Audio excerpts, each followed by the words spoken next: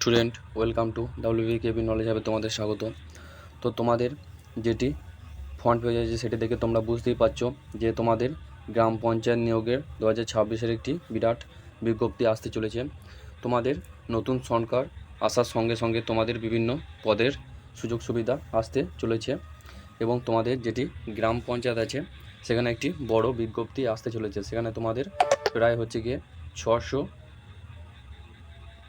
6,650 plus বিজ্ঞপ্তি তোমাদের সামনে আসতে চলেছে। তোমাদের কী কী এর ক্রাইটেরিয়া আছে, তোমাদের শিক্ষাগত যোগ্যতা কোন পদের জন্য কি চাওয়া হয়েছে এবং তোমাদের কি বয়সসীমা চাওয়া হয়েছে, আমি তোমাদের এই ভিডিওর মাধ্যমে ফুল ডিটেলসে বলে দেবো। তো ভিডিওটি কেউ স্কিপ করবে না, সবাই মনোযোগ সহকারে দেখে নাও। এবং তোমরা এখানেতে পুরুষ এবং মহিলা উভয় এই পদের জন্য অ্যাপ্লাই করতে পারবে। তো ভিডিওটি আমি বেশি বড় না করে শুরু করছি এবং তোমরা এই ভিডিওটি তোমাদের বন্ধুদের মধ্যেও বেশি বেশি করে শেয়ার করে দেবে, যাতে তোমাদের বন্ধুরাও জানতে পারে যে একটি বড় বিজ্ঞপ্তি আসতে চলেছে। তো চলো শুরু করছি, দেখে নাও তোমরা। তোমাদের 2023-24-এ যে বিজ্ঞপ্তিটি হওয়ার কথা ছিল সেটি তোমাদের হচ্ছে গিয়ে 2026 সালে, অর্থাৎ তোমাদের যে ইয়ারটি চলছে সেই বছরে তোমাদের বিজ্ঞপ্তিটি আসতে চলেছে এবং তোমাদের হচ্ছে গিয়ে 6,650 প্লাস তোমাদের ভ্যাকান্সি দেওয়া হবে।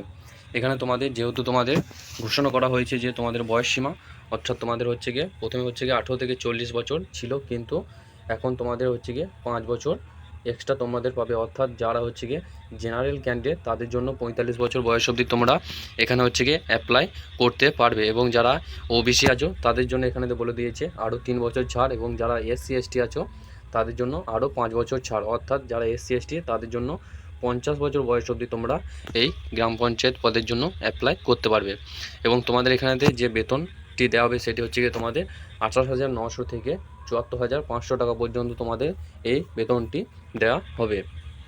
এবং তোমরা হচ্ছে গিয়ে যখন তোমাদের অফিসিয়ালভাবে যখন অ্যাপ্লাইটি হবে, অর্থাৎ তোমাদের এই যে ওয়েবসাইটটি আছে এখানেতে গিয়ে তোমরা অ্যাপ্লাইটি করতে পারবে। তোমাদের হচ্ছে গিয়ে যে পদগুলিতে তোমাদের অ্যাপ্লাই করা হবে সেটি হচ্ছে গিয়ে তোমাদের হচ্ছে গিয়ে বলে দেওয়া হয়েছে গ্রাম পঞ্চায়েত কর্মী, অর্থাৎ সেখানে তোমাদের ন্যূনতম হচ্ছে গিয়ে 8ম পাস, অর্থাৎ তোমরা যদি 8 পাস করে থাকো তাহলেই তোমরা এই পদের জন্য অ্যাপ্লাই করতে পারবে। তারপরে হচ্ছে গিয়ে তোমাদের যেটি হচ্ছে গ্রাম পঞ্চায়েত বা সেক্রেটারি আছে সেটি হচ্ছে গিয়ে তোমাদের মাধ্যমিক পাস হলেই তোমরা এই পরীক্ষার জন্য উত্তীর্ণ হতে পারবে। তারপরে হচ্ছে গিয়ে তোমাদের অ্যাকাউন্ট্যান্ট বা ক্লার্ক যারা আছে তাদের হচ্ছে গিয়ে মাধ্যমিক পাস এবং কম্পিউটারে কিছু জ্ঞান থাকতে হবে টাইপিং সম্পর্কে, তাহলেই তোমরা এই ক্লার্ক পদের জন্য অ্যাপ্লাই করতে পারবে। তারপরে একটি পদ হচ্ছে গিয়ে তোমাদের ডাটা এন্ট্রি, অর্থাৎ তোমাদের এটিতেও তোমাদের মাধ্যমিক পাস এবং কম্পিউটারেতে কিছু যোগ্যতা থাকলেই তোমরা হচ্ছে গিয়ে এই পদটির জন্য অ্যাপ্লাই করতে পারবে।